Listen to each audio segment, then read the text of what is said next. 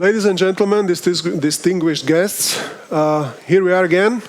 My name is Petr Bielik. I'm the digital dinosaur, if you remember from the last year, the guy with the cell phone Nokia E52. Well, it's still a very good one. So this is the perfect environment for me because I'm surrounded by young people with those long beards and pretty smart people. So this is the place where I want to be. I remember the first time I came to a bank, I was just like 10 years old. And if you remember Slovenská sporiteľňa, you came in and it was a dark room with a small window and all these fences around, and you asked the lady on the other side, please give me my money. And she said no.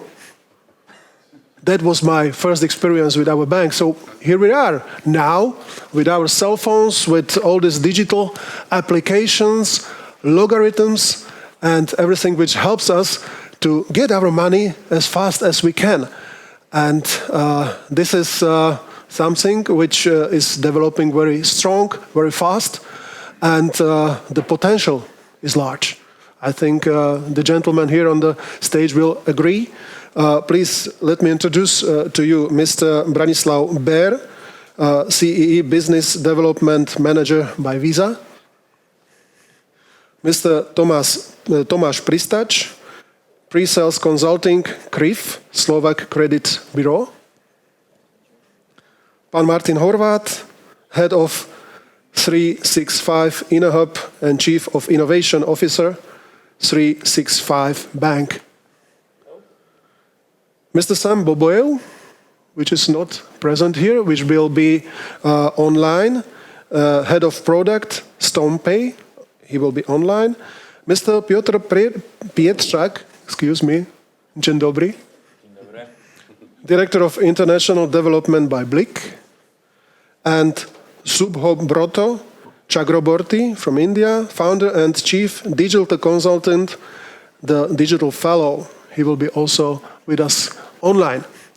Kickoff will be provided by Mr. Pietrzak. The mic is yours. Hello everyone. I think it's a big challenge to start the conference before 9 a.m.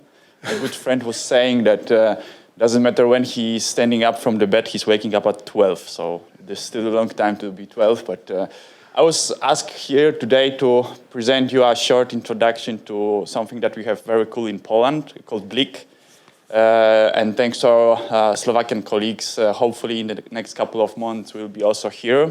So here's my colleague Lubo and Lubos from Viamo, and I will tell a little bit more about this later on. So let's start. Imagine meeting 10 your Slovak friends or 10 Polish friends who are using the mobile banking app. And in Poland, 6 of them are actively paying with BLIK. And what does it mean, actively paying with BLIK? They make at least one transaction per month. So you can see that the amount of users in Poland of our solution is more than half of the mobile bankers. So what is BLIK? BLIK is a time-based 6-digit code used for initiation of the payment. The code is generated inside mobile banking app. So imagine that you have a Tatra Bank app, you have 365 app, hopefully soon will be there also. VOB, any other bank. So you go there, you generate the code. The code is universal. You can pay with the code in the POS machine, withdraw money from the ATM, you can pay online, and also you can send money to your friends instantly. It's fully independent because it's account-to-account payment. So the card, it's not involved. There's no Visa, sorry for that, and no MasterCard over there. And it's successful. A lot of people are saying that it's a startup and fintech, but we earn money. We have net profit 2 years in a row, so it's not fintech anymore because we are not burning money, and we have been never invested in. So step by step a little bit more. So here you see a different mobile banking app from Poland, from ING, BNP, mBank was present also here in Slovakia. And you can see that each app is different UI, different UX, but one thing is common, BLIK inside. All of the banks have integrated embedded BLIK, this digit code, And the process for each of the apps is exactly the same. The apps are different, but if you use BLIK in mBank or you use BLIK in Santander, how you generate the code, how you pay with that, and how you confirm the payment is exactly the same across the app. So no matter which one I'm using, it's a standard. After 7 years on the market, we are integrated with all commercial banks. So there's no mobile banking app in Poland that doesn't have BLIK. So right now, we are in all of those banks. So we cover all the retail market over 7 years. More or less, last year we integrated the Citibank handlover. What I said about the universal compared to other mobile payment methods, we can be used in-store, fully cashless and cardless on the POS terminals. You can pay online, virtually in every shop right now in Poland, online. You can send and request money to your friends based on the phone number, which is an alias to the IBAN number. And of course, you can withdraw cash from the ATMs without the card. It's independent, what I said at the beginning. There is no card rails involved in the process, so we have a proprietary system that is exchanging settlement files between acquirers and issuers. And we are connected through the acquirers, not to the merchant, but to the acquirers and to the bank through our own API. So we are also not using open banking or PSD2, which a lot of people are asking. But this is a traditional API used to connect to the mobile banking apps. I mentioned about that we are successful. We started more or less in 2015, like a startup with a lot of burning money at the start. And you can see that after 5 years, we had the first break even on EBITDA basis in 2019.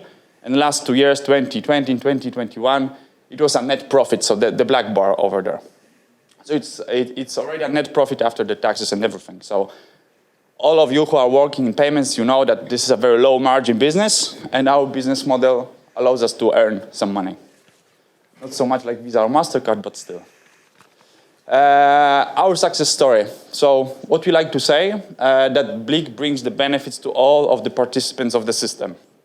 So first of all, because we are integrated with mobile banking apps and it's not a separate app, the banks benefit quite much because they are building the stronger primary relationship with the users. Because the users are opening Tatra Bank app, 365 app to pay, not the third-party wallet, but it's inside the ecosystem of the bank. We increase the conversion rate at the checkout. That's why the acquirers like us very much, because compared to paying with the card online, how you pay with BLIK, it's quicker and much more safer for the user because the code is temporary. It's not a card details that can be, for example, stolen. The code is temporary, it's valid for 2 minutes, and after that, the new one needs to be generated. So nobody can steal my code in the end of the day. For the users, because it is embedded in mobile banking app, the users don't need to register in BLIK. They don't need to download anything. So we are not in this, in those charts, how many clicks you need to start using our service, because the number of clicks is 0. Because if you are a user of the bank in Poland, and you went to the normal KYC of the bank, this is additional feature of your app. So how it looks right now after 7 years. Those are 8 banks, anonymized, from Poland. And top number, it's a number of mobile transactions initiated through the mobile banking app. So SEPA payments, value-added services, everything which is not card-based, because you don't need to have mobile banking app to use the card. And let's give an example, bank number 3, the third biggest bank in Poland. In the last quarter of 2021, their users made more than 70 million mobile transactions. And 52% were on BLIK. So you can see that if you look on average, more than every second transaction in mobile banking apps in Poland are on BLIK. So we like to say that the BLIK is driving the user activity inside mobile banking apps. Because again, the code is generated inside your mobile banking app, and the confirmation of the payment is also inside the mobile banking app. The users are not driven away from the mobile banking app. If you talk about the number of transactions, and this is quite common for startups, we grow very fast. Here you have the number of transactions per channel. So in-store transactions and POS, P2P, cash withdrawals, and online payments. And of course, you see a huge pickup in online transactions during COVID, like tremendous. You can see how fast we were growing. And what we are happy about that last year, the sum of all transactions that boiled down to more than 700 million, it was more than sum of all transactions from the previous years. And what we see already from the data from the first quarter of this year, we are close to beating this record from the last year. So we are still growing and there is still space to do more. And you mentioned that the black bar was your profit? Yes, I wish. Okay. But we are very close to it. Thank you for this question. Okay. We are very strong in e-commerce. And here's an official data from the National Bank of Poland. And one small disclaimer. It's super hard to calculate number of transactions online, and I think all my colleagues will agree. It's super hard to see how much transactions are online because of many acquirers. It's very hard to calculate how much is cash on delivery over there. So we are using here the official data from National Bank of Poland because we believe that if we need to choose one source, it should be the most reliable, the most recognizable one. So here is data from the beginning when BLIK started, 2015 until end of 2021. It's in millions of digital transactions. So other forms of payments, for example, including PayPal, which is not very popular in Poland, it's not really growing very much through the years. Then you have cards, all types, credit, debit. The debit cards were open to online payments in Poland quite early compared to other parts of Europe. So people didn't need to have a credit card to pay online. And it was growing like the e-commerce was growing, right? Then very popular, what I know that in Slovakia is quite popular also, you call it bank buttons or pay by links, right? So traditional, let's say, online banking transfer. It was also growing. And then you have BLIK. So every second transaction in Polish e-com is on BLIK. So we like to say that buying online in Poland, it means that you are buying with BLIK. So what is next and why we are here today with you in Bratislava? We are still growing in Poland, but we realized that it would be really, really nice if we will go outside and try to expand outside Poland. So you probably could see online that we announced that we are merging and joining forces with our colleagues from Viamo. It's still pending the National Bank of Slovakia approval, but we already officially announced that we will work together on bringing BLIK to the Slovakian banks with our colleagues from BLIK. So looking forward to this, and let's have a great discussion. Thanks a lot. Thank you.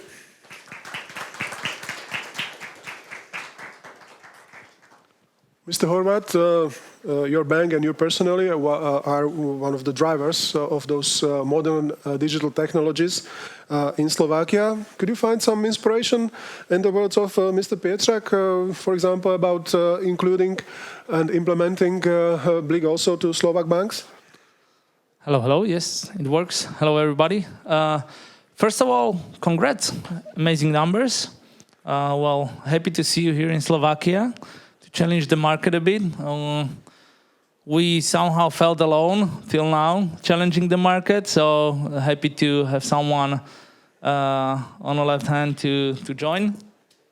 So let's challenge the market even more. To answer the question, sure. I guess any new player in not only in payment but overall in fintech ecosystem is very warm welcomed here. And I think, simple saying, 365 Bank was always trying to make sure to bring new innovative ideas into everyday banking. And if this is one which could be introduced, let's talk about it. I think the results show that the customers are happy to use, happy to try new things. And I think it's overall it just answers the demand of new innovative solutions in fintech and banking and payments overall. So, again, happy to have you here. Very interesting results, and very lucky to have another challenger on the market. Thank you very much. What about you, Mr. Bear? There was a little sentence by Mr. Pristac, sorry, no visa. Počujeme sa. Sorry, English. Thank you for this advertising. I think it was a nice commercial presentation. And of course, I take it as if you see Sharish beer advertising on TV, it doesn't mean that you immediately jump and switch from your beer that you drink every Friday to Sharish. Just my remark. So from point of BLIK, yeah, we do not see BLIK as a startup because it is owned by Polish banks. So basically, they have interest in expanding BLIK. But look, I mean, from Visa point of view, anything that brings end consumer better user interface is fine. If BLIK is better than anything else that anyone else offers, yeah, let's have BLIK around the world even tomorrow. But this is what I think. If I would actually try to convince my father to start using BLIK, I think it would end up very next day, because having some code and entering code, it's all about user interface. And we have to think about the future as a much more complex world where we'll not have only millennials and people who are super excited with using mobile phones, but we have also older people, we have people that don't want to have, for example, any innovation. So yes, probably it will find maybe some niche group of people who will probably say, yes, I like it this way, but I'm not feeling like threatened about this initiative. Okay, we will come to the other topics by Visa in the next minutes. What about you, Mr. Pristac? You are also building some environment for big companies, for banks, for institutions. Where do you see the biggest development or the biggest progress now? And what is your focus into the next days? First of all, nice presentation, Piotr. It's definitely like the last missed piece of puzzle, because in the last days I was trying to research some data about growing number of payments or amount of payments, e-commerce payments through COVID and so on. And I saw that the numbers are shocking, because from 19 to 2020, there was like, I don't know, 13% year-over-year increase, and between the years 2020 and 21, there was like 16, and now it looks it will be like starting by number 2, so it will be maybe 20% increase in mobile payments, in e-commerce payments, in digital payments, and I only want to say that hopefully we are all in post-COVID era. Let's hope, but it teaches us something that all the old habits we have can be changed. And definitely, for example, what we are seeing in CRIF when we are joining tenders or when we are answering the request for proposal which we are receiving from the markets, definitely we are seeing that once you have a opportunity or possibility to fulfill your needs digitally, there is no way back. So I think you'll never go back to the physical branch when you doesn't need it. So this is like the biggest challenge, I think. And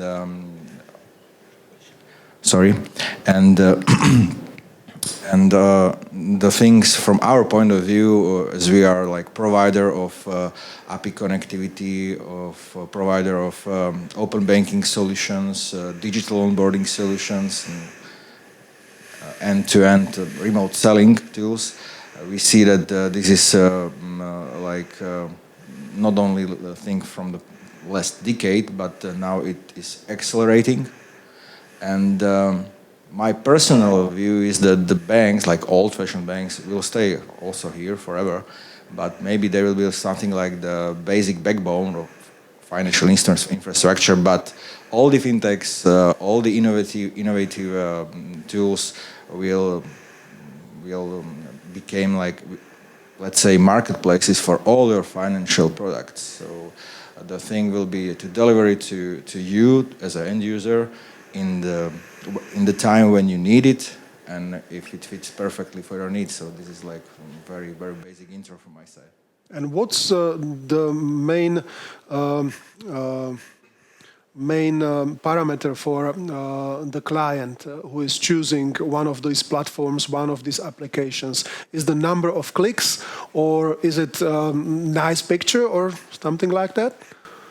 Yeah, let's say, I would say digital journey starting with digital onboarding. So when you need to take the person from the physical world through digital channels and onboard it to your business or to your services. And this definitely needs to be very smooth, very intuitive, because our numbers, our statistics show us that once the end user is somehow interrupted or doesn't understand perfectly what to do in this app during the onboarding process, for example, he or she will never go back to this platform or to this service. So in fintech world, everything is counted by clicks. So the less clicks, the better business. It's also less security, but this is another topic for the next discussion. Mr. Chakroborty from India, welcome to our discussion. We are broadcasting from Slovakia. We are 5.5 million. As I understood, this is the number of people which are needed to count the votes in the India's elections. So we are a pretty small market, pretty progressive, because it's sometimes Slovakia is a laboratory for all those new applications. For example, the no-contact payment was applied first here. How does it work in your country? Okay, am I audible? Yes. Okay, great, thanks. Thank you so much, first of all, for inviting me. A quick bio so that all of you will understand and the context of what I'm going to say. India is also not different the way you guys are. India's biggest, or in fact, I still consult as a digital consultant, as a business consultant to various parts of the world. The countries we have been working is Dubai, Singapore, Malaysia, World Bank, Sri Lanka. Before this fiasco happened in Sri Lanka and across India. So what we saw, and I do digital transformations, which means the challenges which banks or fintech people or any other industry is facing. So I saw there's a very common thread. The first thread is most of the fintech or banking, forget about the technology part. The biggest problem is the people, and it's nothing to do with technology. Because the people, a general CEO, CXO or a CEO who was a senior guy, this guy is around 40, 45 years of age. This person is not digitally ready. Their digital adaptation rate or their digital curve or their learning curve is not steep or it's in the right form.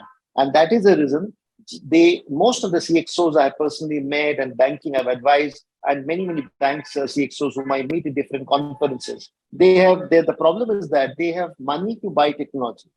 They have money they can buy any software. The problem is that people is a problem because there is no people, the right resource. The digital culture is not there. Digital ecosystem is not there. Just buying a software, banking problem cannot be solved. Next is the educational problem. Most of the CXOs are traditional people, 45 years age, 50 years age. They are not well versed with digital marketing. They're not well versed with digital transformation. Software cannot transfer. A computer cannot transform. The people has to transform. So there's no one. The CXO being a old fossil, or the word which you mentioned, little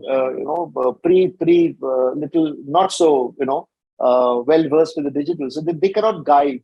So they don't have a skill issue. They don't have experience to manage and digital. They don't even understand analytics. Forget about the fintech data. They don't understand analytics. They depend on people. So I see the fintech, the biggest challenge of fintech, because the consumer have moved faster than the companies. The consumer have understood faster than the banks. So the question is that bank or most of the banks are in a big problem trying to match with the speed of consumer. So consumers are smarter. They're looking for easy solution. They're looking for app. In India, the majority, I think we have bypassed China in terms of using Paytms, in terms of payment wallet. So payment wallet has gone up, email marketing has gone up, OTPs, notification, all these things have gone up.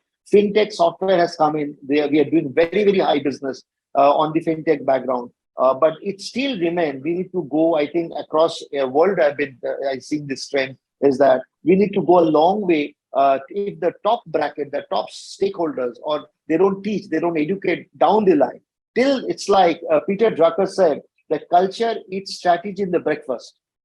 Let me repeat this. Culture eats strategy in the breakfast. So if we are not, if you don't create a great culture, no strategy will work. Be it fintech, be it something else.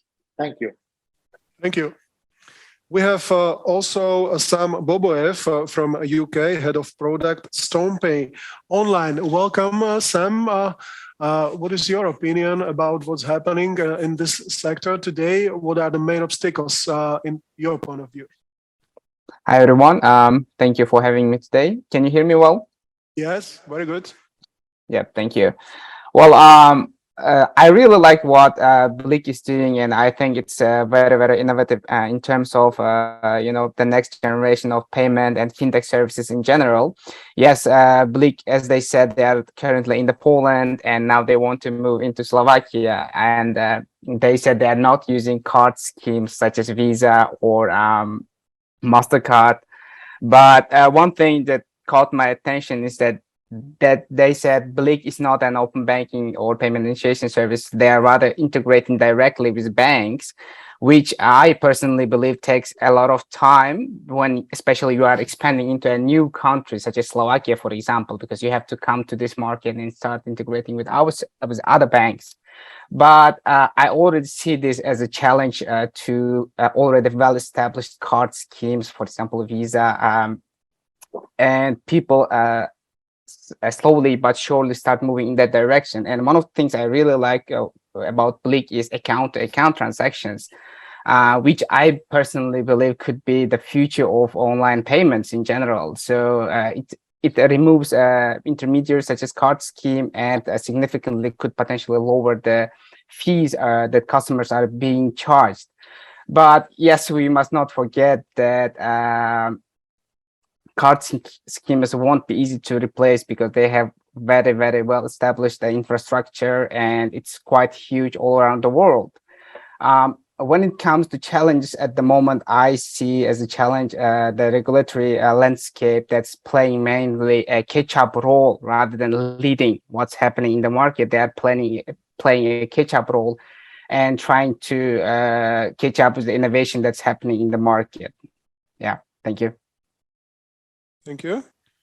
So, as I said, sometimes the middle of Europe is some kind of laboratory for all those things, and many good ideas are also here. And do you think that this could lead to some kind of fintech valley, which could be built here in Slovakia with the partnership of Poland, maybe Austria, maybe Ukraine, maybe Czech Republic? What do you think? Is this a good environment to build such an innovative hub somewhere in the middle of Europe? Yes, it's the question for you. Yeah, I can give a few cents from my side. I believe that it's still the potential is very big, I would say, in this part of Europe, but not many people see to the Central and Eastern Europe or the innovative ideas, and there's a lot of them. You can see it by the rising number of investment runs. Here we are still far away from the United States or western part of Europe, but it's happening here for sure. I don't know, maybe my colleagues will correct me, but I don't know any valley that was created on purpose to facilitate the innovation. If we look about the history of Silicon Valley, when they started to build Zeppelins and other things over there, it was a natural thing because of the universities over there. And nobody had an idea, okay, let's build a technological valley at this point, at this place, at this point of time, and then we'll be successful. So we have, like, Russia was trying to do this in Skolkovo, and it didn't work out really. There are a couple of those kind of hubs saying this is another Silicon Valley, but I would say it needs to grow organically. with people. And I think we don't need a special initiative from the top to bottom, that this is the place where the innovation will happen. I think those kind of events like this one, when we meet, it should grow naturally, I would say. And the potential here, looking at the talent and looking how many of those global startups are built here in Europe. Like, not many people know that the second biggest office of Revolut, you like it or not, it's big. It's built in Krakow. They don't even say it loudly, but one of the biggest, and it's developed over there. The first bank fully in the cloud, in the Google Cloud, Ion Bank in Belgium, it's built in Poland, in Katowice. So those guys on the front, they are global, they are British, but most of this technology, it's built in Slovakia, Czech, Hungary, Romania also, and Poland. So I think we are on this road, but the last thing to say, I think this part of Europe is lacking this, not maybe motivation, but the way how to sell it. In United States, you have a lot of companies who are saying we are global, but they are in one country. I have a slightly different opinion about this. I think that let's say, I will give example of the United Kingdom. I used to work in fintechs in London, and I clearly see that a British regulator, FCA, Financial Conduct Authority, and probably some government strategists had a clear idea to create fintech hub from London. So this is clearly put strategy, and that's why I think, of course, it is also all PSD that we mentioned that allowed bank passporting, that allowed open banking, and of course access to the venture capital that allowed capital to seek for those opportunities and feed that innovation. That was really staggering. So just one example for everything. I was able to set up a company from my Apple phone in 5 minutes. In the UK, this is the reality, right? A limited company you set up in 5 minutes. You don't need anything. You can set up, all 4 of us could be co-owners in 25% stakes.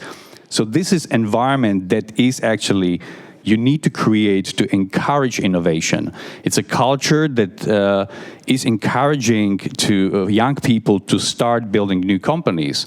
I don't think we have that yet in Slovakia. On the other side, when we were building fintechs in London, guess where all development was happening? Exactly. Poland, Slovakia, Czech Republic, Hungary, Romania, Ukraine. So everything is actually built here, but everything is starting from London. So it is about that ecosystem that the regulator and the strategy of the government creates. So this is what I think we need to do. This is good. This is good start. This is perfect that people here are meeting. I'm seeing a lot of really fantastic people in the region, really clever people, and they started to build companies and they are successful, and that's great. We just need to support it more and more with all types of activities, but including the regulator and government. So you think that with such a Whaley you would have a better position against state, against the regulations, legislative, which is decided in our parliament or the parliaments all around? Because as I understand this, you are trying to build an environment, digital environment above all those laws and legislations of the independent states or the states where you will act. So you will need a united legislation all around Europe, world, to have a good environment to do your business.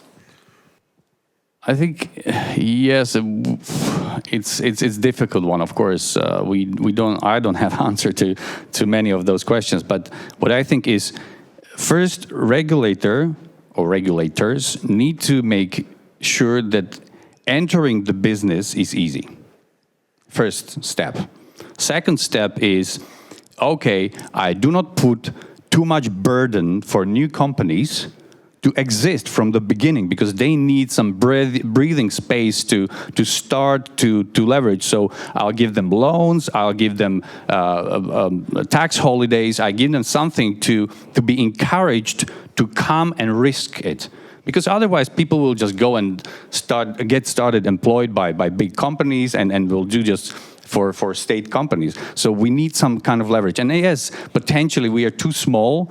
So if politicians or regulators from several countries will meet and say, in Visegrad 4, for example, and will say, yes, we need to put some strategy in place, let's build this and let's help those startups somehow, that would be probably a good start.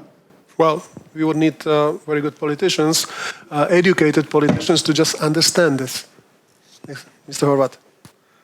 I just wanted to add the, let's say, opinion from the bank perspective, right?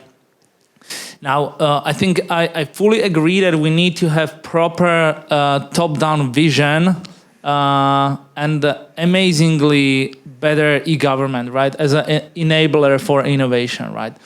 At the same time, I think we need to have a proper product and innovation vision, which way we are actually heading and what are the real needs of current world in terms of Central Europe when it comes to financial requests or financial demand of current customers. What does that mean and how we approach it, right? Now, seeing that existing in a wider ecosystem with the regulatory laws and everything, we set up the 365 Fintech as a venture capital fund investing into fintech startups. Now, first we saw it as a rather financial opportunity of a fund itself, right? Now, as the fintechs are growing, we see that we have amazing opportunity to use synergic and strategic effect together with bank. And we're implementing technologically much wider and better or with better ability to connect towards all the subjects in ecosystem, and we're putting the bank into the cloud, right? Now, so that's rather single piece of ecosystem which opens towards the market and connects it with a startup ecosystem. Having partners bottom up, like fintechs. I don't want to say startup. You said you are not startup anymore, right? With actually payment processors, no matter who is it, right? Having the, let's say, amazingly huge data background and transaction background and let's say behavior background of the customers, putting all this together here in quite small area with a lot of people who can know each other, that's a good opportunity. But I agree that we are missing the top-down vision from now. But if we talk about products, I think the discussion about what is the innovation in the industry fully changed in past few months. If you would ask what is the trend in fintech, banking, couple months ago, I would say December, January, at the beginning of the year, that would be quite general, like, okay, innovation in payment, right? Could be AI in general, right? Now, see what happened in February after all the geopolitical, let's say, tension we have, right? There is a huge inflation coming, right? Energy prices are raising as hell. Now, those trends of what we need to bring as a product to customers, as a financial companies and financial technology, absolutely changed, right? You need to make sure that you are not only bringing solutions how to easily pay, right?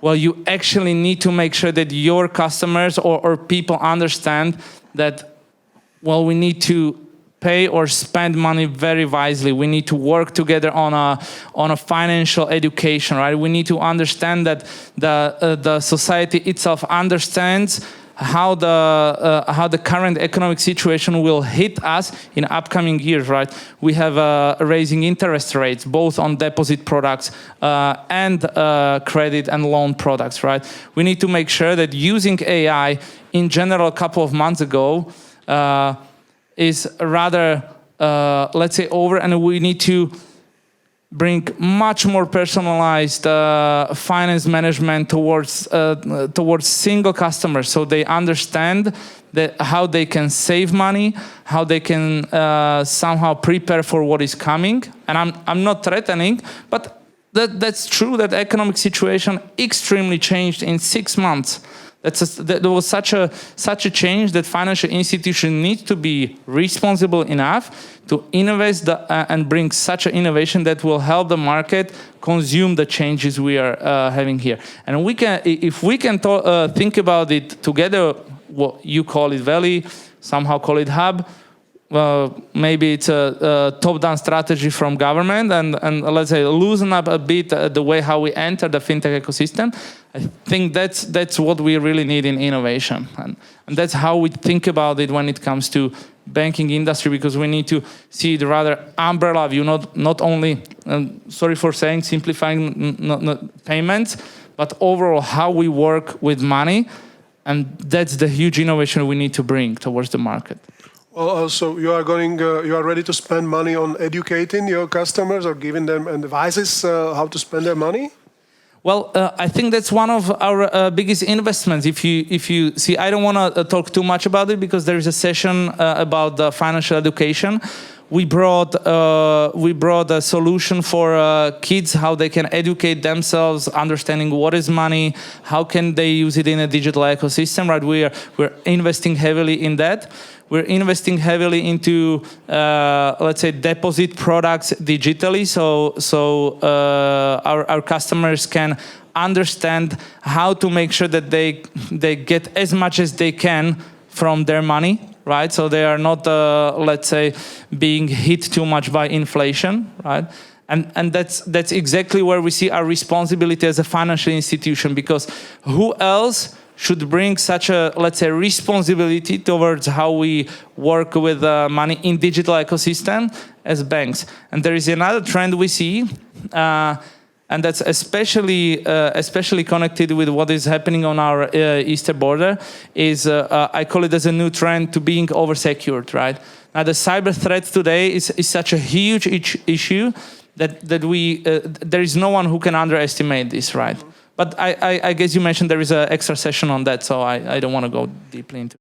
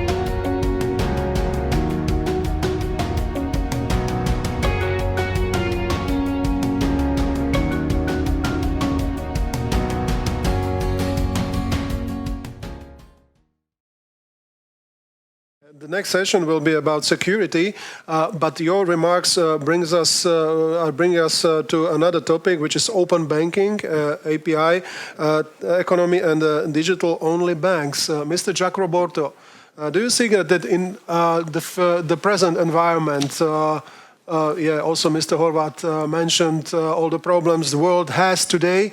Do you think that open banking is something which could be successful also in your country?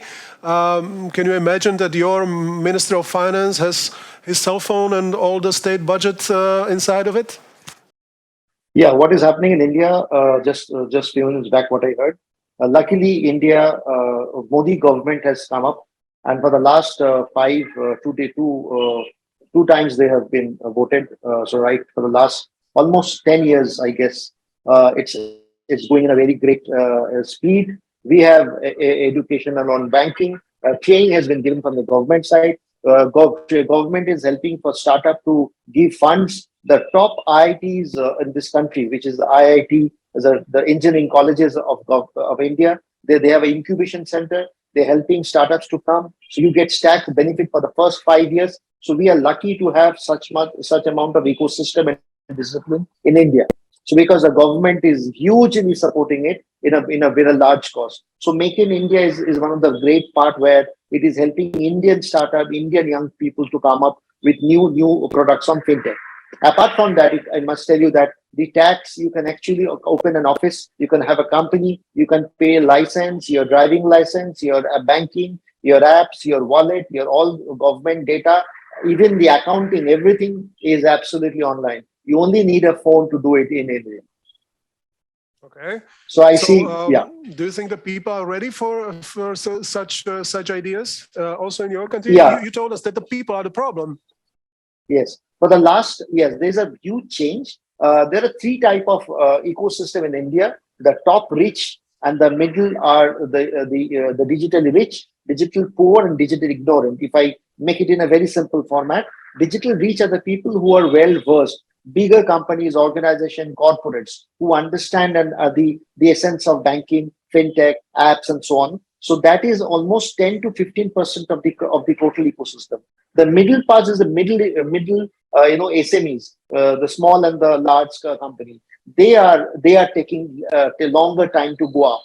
And the bottom part, which is around 30% of India population is into agriculture. So the first 70%, 20% has already moved in a very simple format. Another 40-60 is right now graduating to live up to the level of getting into digital transformation, where they can be able to do it. So but it has drastically last 5 years versus now, we see a huge change. COVID actually helped India to do a lot of banking products, lot of fintech products, and it has helped a lot of ecosystems and startup to come during this environment. Thank you. Sam, what do you think about the future? Do you think that open banking is also good for state institutions, for ministries, big state companies? And do you think that in the future only digital banks will be present and we will just have digital transactions without the real money? Well, answering the question, if there will be only digital banks, I would say no, because we still there is a segment of population around the world that still would like to use personal banking, visit the branch and get the personal services. That's why I think traditional banking here to stay for the next several years. It isn't going anywhere. And when it comes to open banking, I think at the moment innovation is really happening. But as I said earlier, regulatory environment is still playing a catch-up role. And during the discussion, we mentioned that we have to educate the customers. But I also believe that we also need to educate. I mean, the companies that are making innovation also need to educate the regulators, politicians who are making the decisions on how to innovate this, how to manage or regulate these companies, because due to lack of knowledge, due to lack of understanding of this innovation happening in open banking as well as embedded banking, which I see developing at a very high speed at the moment, it's taking quite a long time for regulation to come in. And during that time, we can see a lot of fraud and similar activities are happening in the market. And I personally believe, yes, slowly but surely, again, state corporations will also start using open banking because it gives more information about the population they are working with and help them to consolidate the customer or population information in one place and help them to make quick decisions about the regulatory environment in general in the country, or let's say if it's European economic area, then in the Europe or in the UK. Yeah. Thank you, Mr. Pietrzak. Thank you. Maybe few words. I like the topic of open banking because it's like Yeti. We talk about it, but nobody see really how well we should use it. We talk about this gathering the information, that we will know everything, that we will liberalize the market, and so on. And we talk about this for years. I can tell you an example from Poland. Let's remember that this is a directive, not a regulation. So each country interprets it a little bit different way. Then in each country, each bank is interpreting it in a little bit different way. In Poland, not all of the banks have the same standard. So it's nice to see, for example, one of the most common and easiest use cases for open banking is that I am opening my ING bank account and I see all my accounts from different banks. Yeah, it's nice. But on average in Poland, we have two banking relationships because I have my current account when I send my salary and second bank when I got the best mortgage offer. And that's all. So yeah, it's nice a gimmick, I would say. But it doesn't give me such much, at least in Poland. In countries where I have more relationships with the banks, maybe that makes sense, right? Personally, I have seen open banking used really nicely in Spain for the credit purposes, where I log into my banking account and I get some kind of scoring. But it was still on top of the traditional one. So I'm looking really forward in future how we will really see this open banking materialized. Because so far, I don't know if my colleagues will agree, just my opinion. I haven't seen really, we talk about those big words about open banking, but I really didn't see this use case that, yeah, let's do the open banking. When I talk with from our, let's say, vector like payments, like those companies who are making account to account based on open banking, it's everything, it's really nice, it's very scalable. Like it was said, like with BLIK, there's a high entry barrier because we need to integrate with banks. But all those open banking payments, they didn't even know how to earn money on that because it's open, right? So how to earn money, and they're struggling how to find it. So I'm looking really forward when we will see really use case that will really benefit the users and also in the end make some kind of profit for those companies who use the open banking. As I could see, Mr. Chakroborty was fully agreeing with you. Is this the case? Absolutely, absolutely. I think a beautiful line. I will try to copy this line. Everybody talks about DAP, but no one has seen it. Very, very, very, very right. In fact, yeah, this is the true thing. It will take some time. It will really take some time. Open banking. Again, yeah, sorry. Yeah, it goes back to educating the market, the customers, I think, because yeah, we are not aware of, we still do not understand how it's going to exactly help us. But again, nothing happened like in a blink of eye in the world. So I think it's going to take some time, but with time, we will certainly start using more. And I think open banking opens the door to very, very, I would say, hyper-personalized services, not only in the fintech, but again, open banking opens the door to non-financial organizations to start using the customer information to give more personalized services. And one of those are loans, for example, by learning customer behavior and making algorithms that would personalize that service for that customer, we can get a really good services and companies can make really good profit and revenue out of that. Yes. I think educational and training becomes the two factors.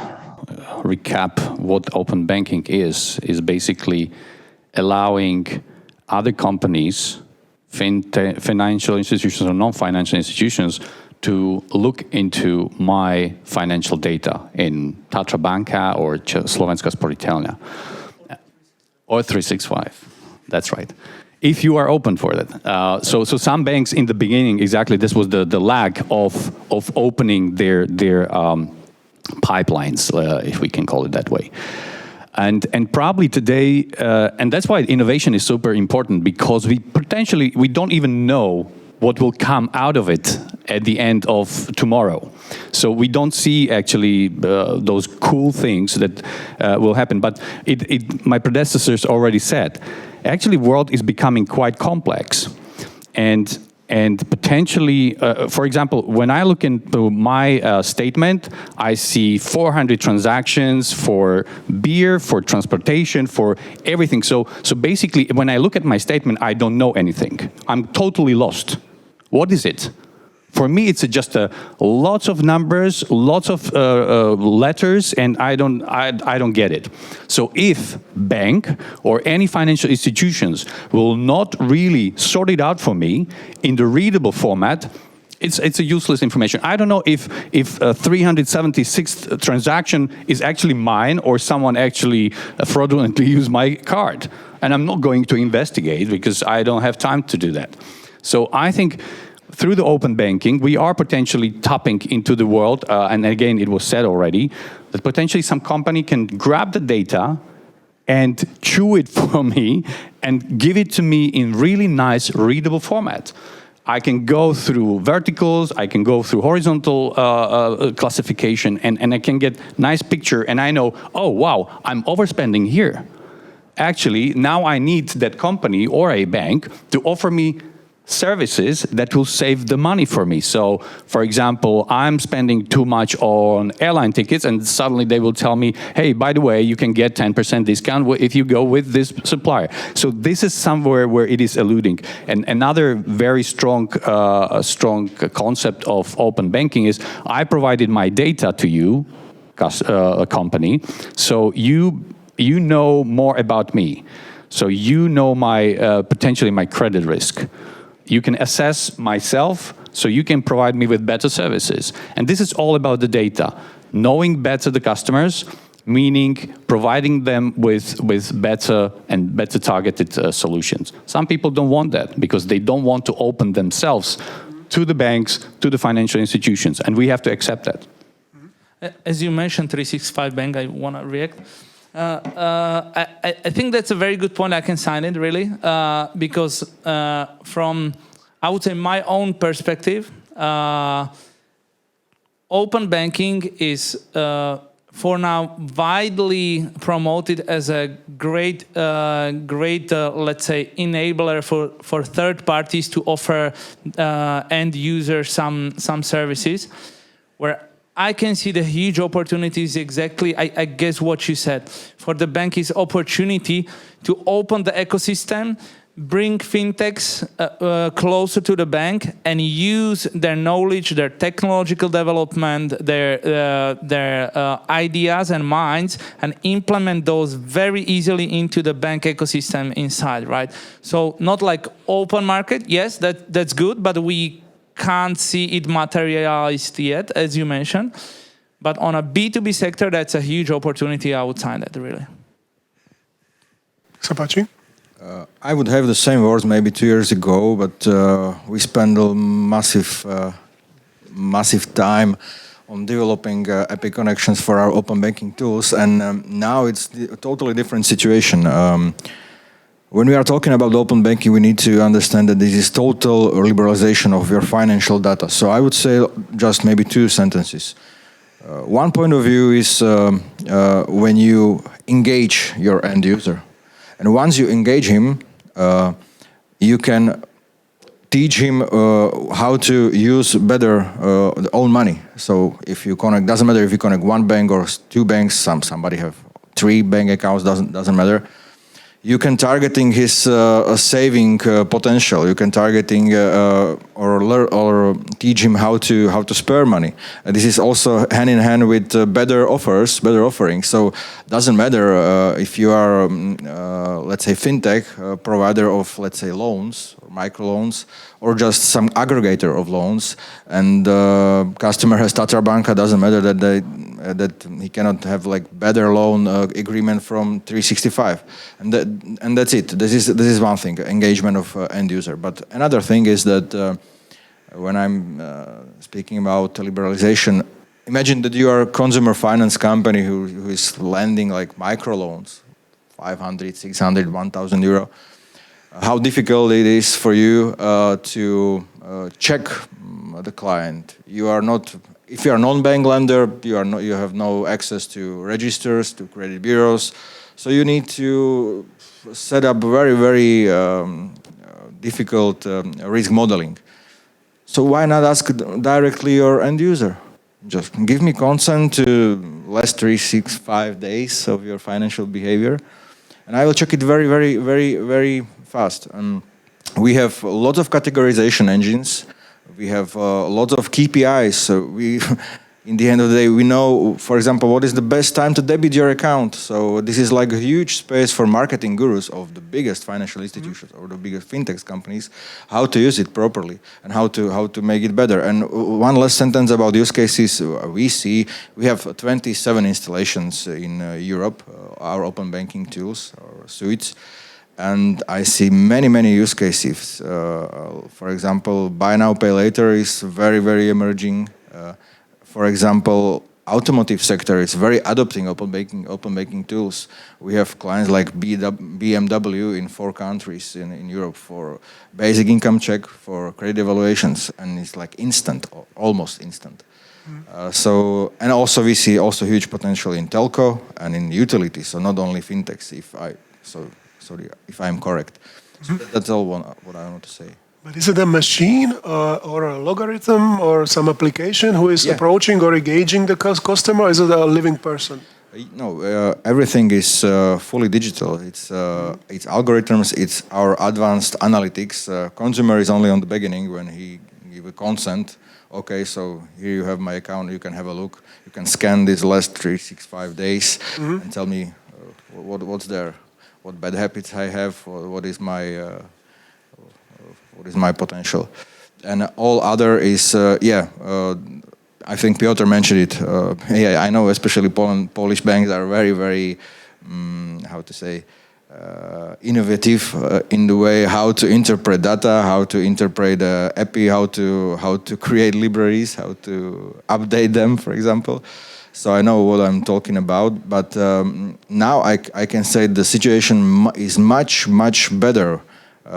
Also in Slovak banks, also in Czech banks, also in all other Europe countries' banks. So the data are in very good quality. They are categorized. They're Spanish bank and German banks use the same, for example, the same categories, small sub-categorizations for payments. So it's excellent. And also one last sentence to 365, they have excellent API connection and they work very well. Maybe to add what Tomas said, I think there's a nice side effect of open banking and this fear of missing out because it motivated the banks quite much. The example that you said about this useless statement of countless beers and taxes and so on. There's a lot of banks who already do it because they are afraid that people will download this third-party app and give access to the data that is stored in the bank. So I think, and returning to my previous comment about the profitability of those open banking companies, if they are not bought by Visa or MasterCard, they are dead, like recent example from a month or two ago, Yolt, really big one supported by ING. It was like not profitable at all and they close it because if you are not big enough and you are not sold to the big other corporate that will use it in the good faith, it's not sustainable by its own. A different thing in credit, for example, or if you work with the bank. So I think the side effect is that the banks really were afraid of those third-party apps because everyone was talking about it and they implemented those things inside their own apps for the benefit of the user in the end of the day.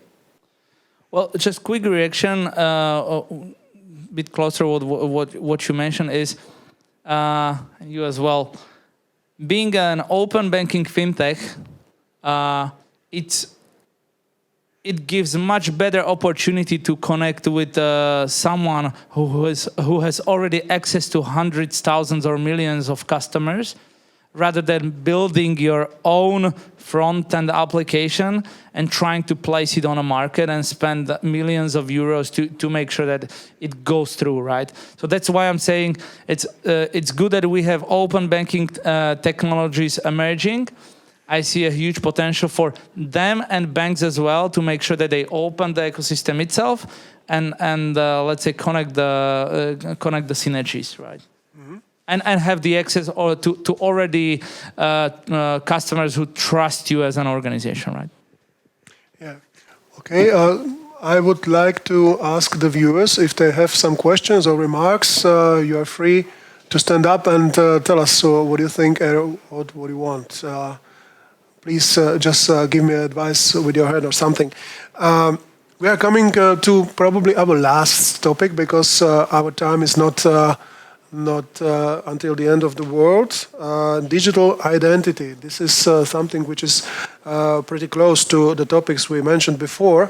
How do you secure the digital identity also for those fintech companies if the banks would be ready to share the the data or to share the identities with fintech companies. I would like to ask Sam for the first, as the first speaker, because we have to change the setup. Okay, thank you. Well, I think banks will have to do that. Otherwise, they will again miss the opportunity, because as open banking as well as embedded finance, something that I'm really following, growing higher and significant, banks have to take use of those and use innovation correctly. That's why they will have to open up the digital identity. On the other hand, governments should also closely work with the companies to enable them to digitize the identity of their population, so that which helps banks and other financial and non-financial institutions to onboard the customers and they make KYC, KYB process really seamless. At the moment, I think big tech companies such as Google and Apple are using these technologies really well. Recently, Apple launched several products in their Apple Wallet that enable, by using digital identity, to make payments to different services. So it's not only banks, but as well as the governments who should take lead in that direction and move towards the digitization of not only the identity, but the whole economy, perhaps. Thank you. Mr. Chakroborty? Please turn on your sound. Sorry, I'm so sorry. I'm so sorry. Yeah, okay. For the last 4 to 5 years, we also saw the same amount of security issue in terms of identification. Lot of bank frauds, lot of WhatsApp frauds through SMS, lots of frauds happen through bank apps, third-party apps is happening. So right now, India, Modi government, police, all the individual district police, they're educating customers how to deal with all these things. So yes, but we are going very high in terms of speed, in terms of identification and banking. So we are coming up with a international Indian national ID number, by which, with the help of with the help of your face recognition and with the help of your people, and as well as your facial structure, we will be able to match all these things. So it is happening in a bank level, is happening. But as Sam said, it is also, you're right. I mean, it has to happen across, because it's an ecosystem. Bank is not an individual thing. So the entire ecosystem has to work. Otherwise, frauds and hacking is down to happen. Definitely is happening a lot. So India is facing a heat in terms of hacking. A lot of hacking. As far as I understand, the banks are using also voice recognition as the 100% secure system, how to recognize somebody's identity. But there you need the direct connection with the customer. How do you secure the identity without the direction of the customer? Well, we are using face biometrics as well on digital solutions. So when it comes to, let's say, remote banking, we can use voice biometrics on call center, face biometrics in digital banking. So there are already easy to use solutions in place. You can make sure that the identity itself is let's say, works well when you want to engage with your financial partner. I think, and my own personal experience proves that there is one use case currently which is maybe a bit behind when it comes to thinking about digital identity. And it's not like if it makes sense or how easily you can, let's say, set up it, or how you can, on which use cases you can use it across the market. But on the other hand, there is a, let's call it privacy/security issue, how easily you can actually delete and remove the digital identity if your life situation requires, right? Well, whatever, you are moving to another country, for example, right? Then, well, you need to have pretty easy way how to let's say, remove yourself from all the systems where you ever use your digital identity when it comes to banks, right? Well, very easy to mention the Apple product with the Apple Pay and Apple Wallet. You can have tens or hundreds of different subscriptions in your Apple Wallet. But then you lost your Apple device and want to switch to Android, and it's quite nightmare to get to Apple support and cancel all of those, right? Because you don't have the device with you, right?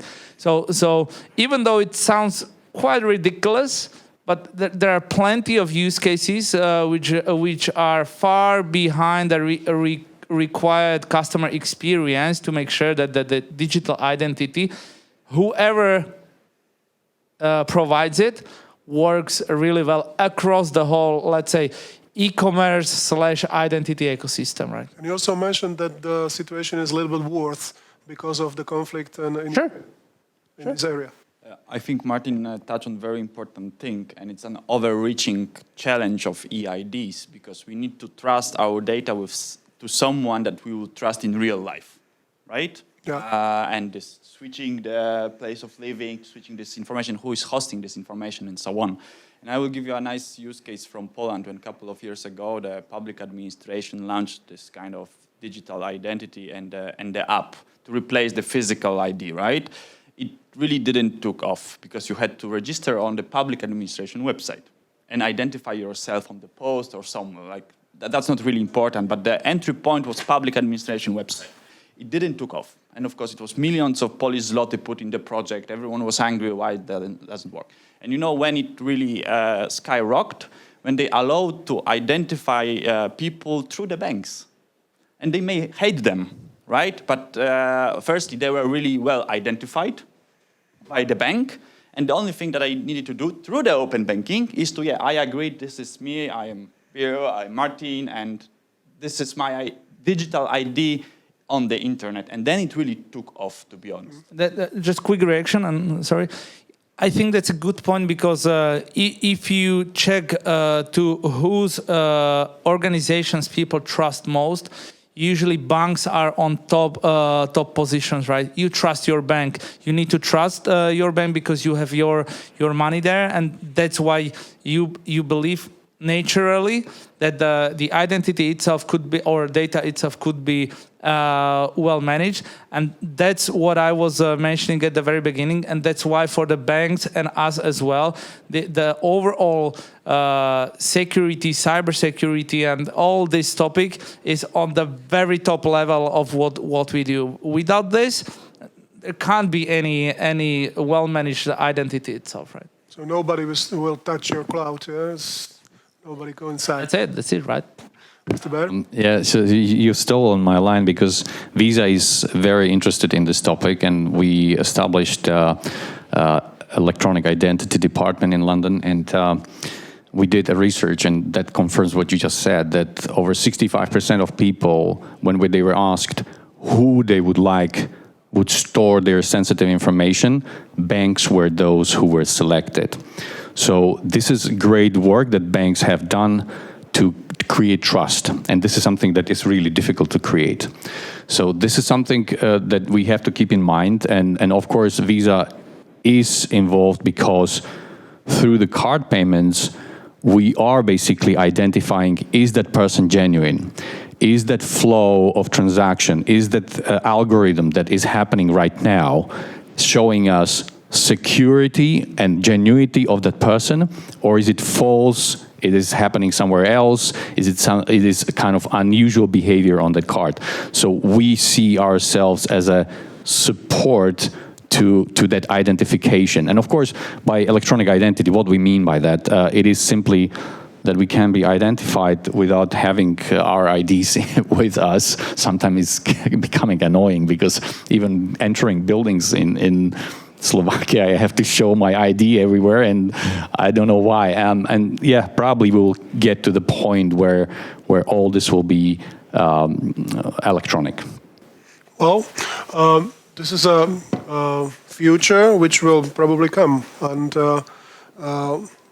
this is something which we cannot stop. But when we security will be the topic of the next discussion. But when we talk about security, we talked about how many clicks is important to have a successful application. Less clicks, does it mean it is less secure?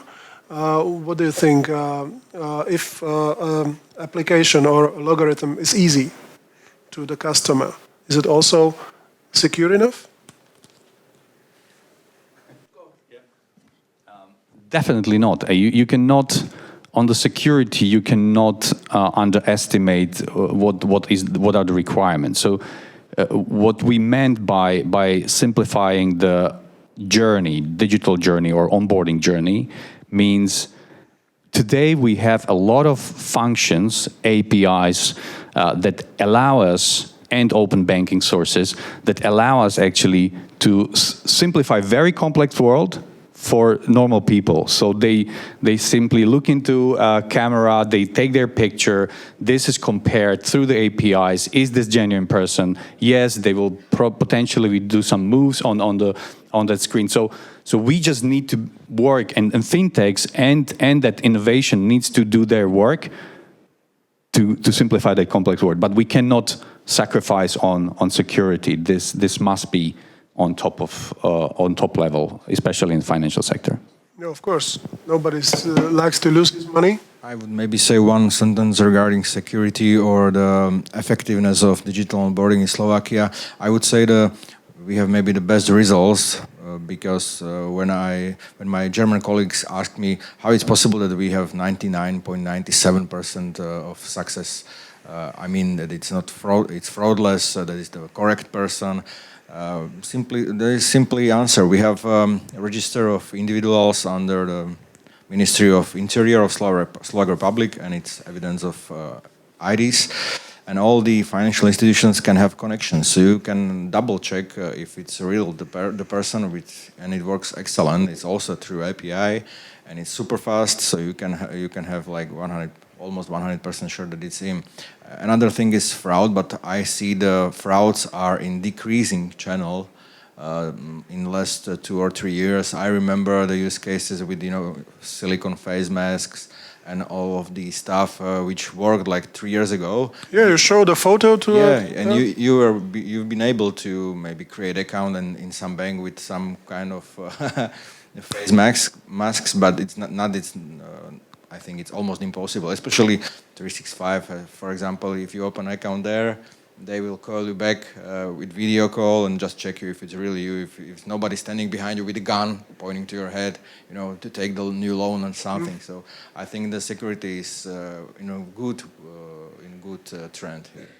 So. Okay, I was told that we have some 10 or 15 minutes.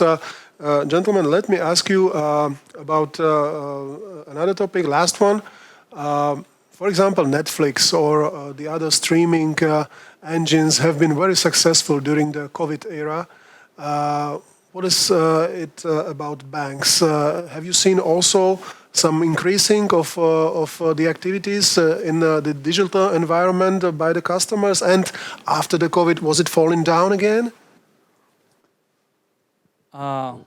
Well, sorry for advertisement slot. 365 Bank is perceived as the #1 digital bank in Slovakia, which gives us quite nice opportunity in a COVID era to let's say grow even faster than before.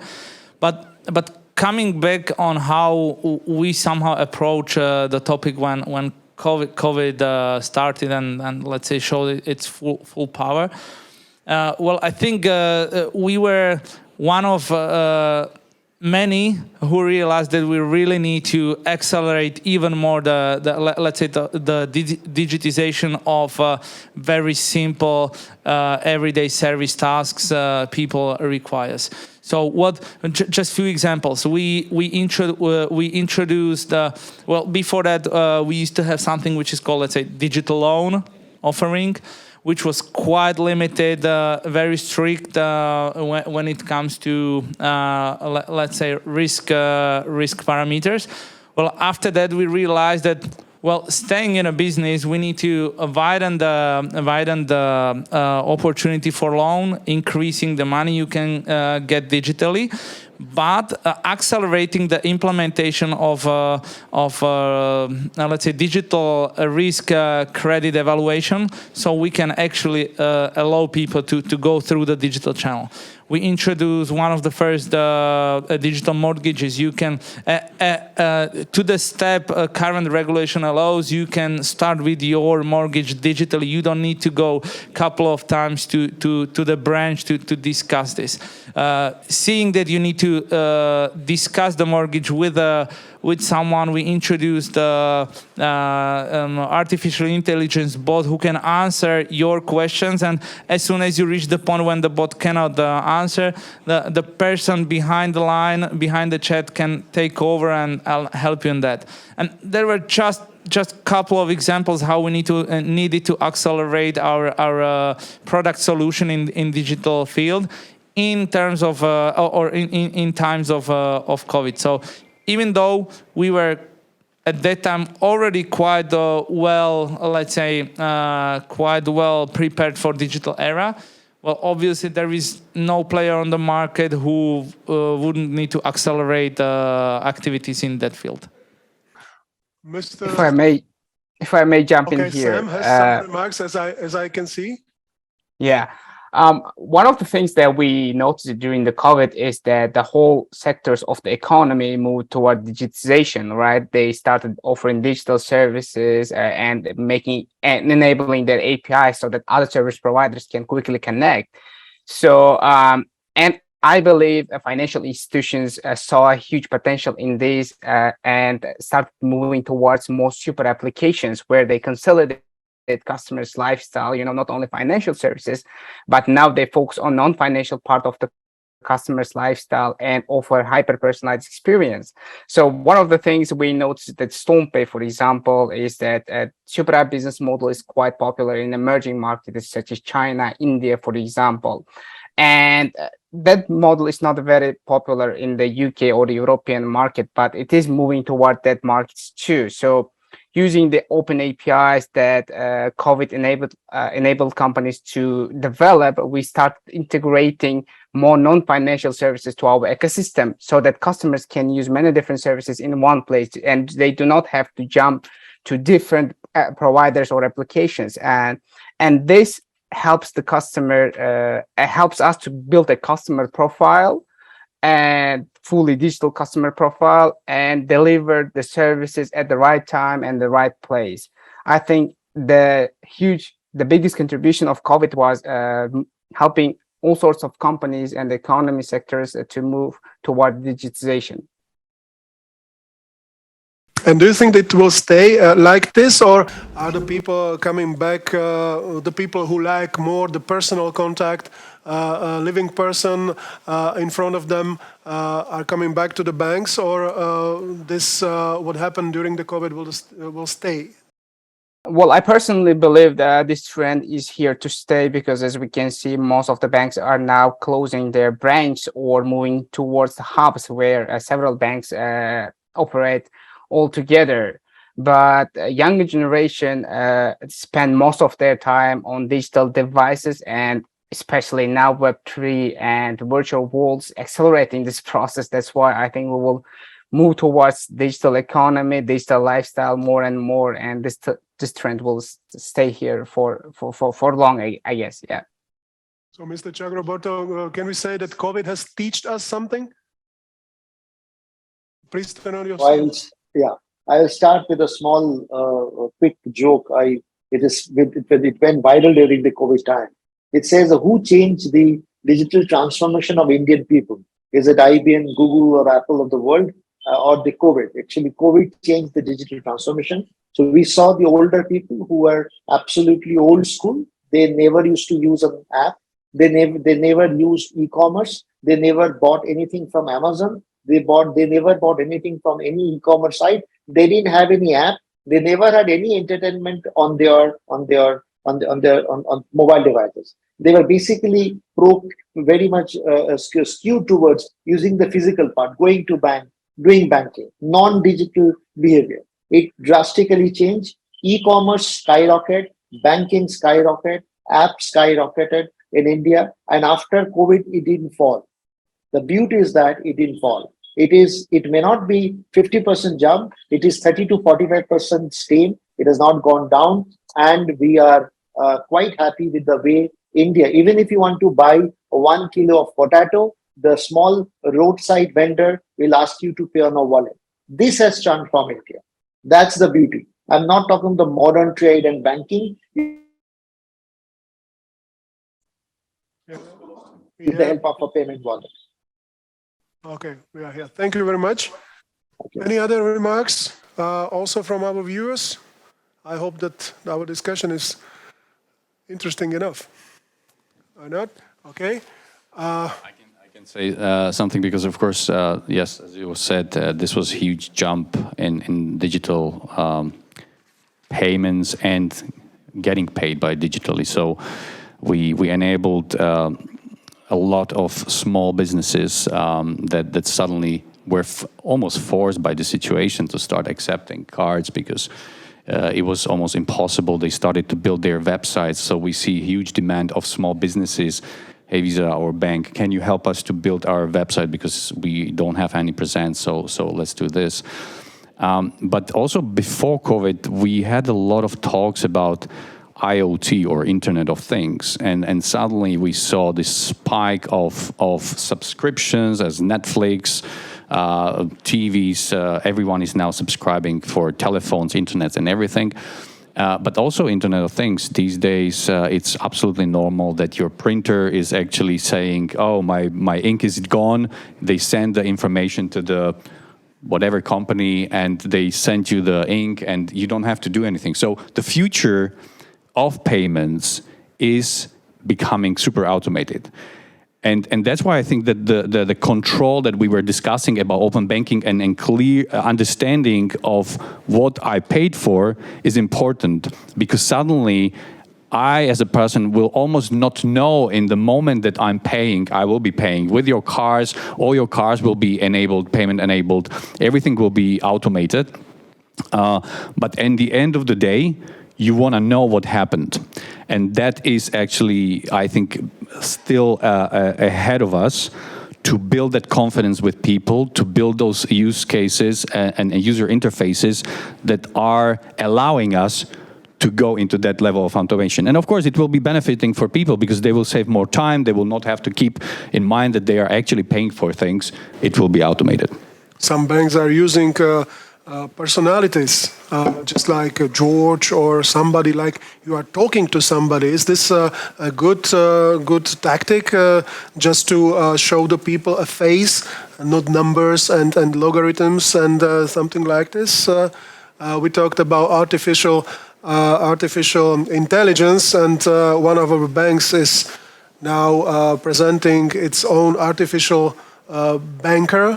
Which you can talk to, and so maybe graphics will be very important, that the people don't see numbers, just a lot of numbers and many of them, but a nice face, maybe good graphics. What do you think? I would just quick remark, because as I said, that we have in Slovakia really great people and great companies. One of them is Nettle. I don't want to make any advertisement here, but I was stunned how great things they do. Actually, they exactly created this kind of avatar. But where it will get, and they claim that today they can create artificial intelligence that can answer up to 90% of your natural questions. So you don't have to click on, oh, I lost my card, I did that. So we are coming to the point where that artificial intelligence will look exactly like a human. It will answer 95% of your questions, and yeah, this is where we are heading. And probably it is false. It's not false. Yeah, we probably want to see someone talking to me, and it is working, because you can see that Czech banks, Slovak banks, all international banks are deploying this as a personality. So definitely there is a research behind it, psychological research. Well, don't let us start with that because we wouldn't end until the evening. I'm a big fan of science fiction and all those books by Isaac Asimov where the humanoid robots were a part of the society and at least they had to be removed afterwards because the people wanted to be people and not organized but by some kind of artificial intelligence. So thank you very much, all the gentlemen, also online, Sam and Mr. Chakroborty. Thank you for being with us. Thank you also, gentlemen here on the stage, being with us and for all the information you gave us. Thanks a lot. Ďakujem pekne.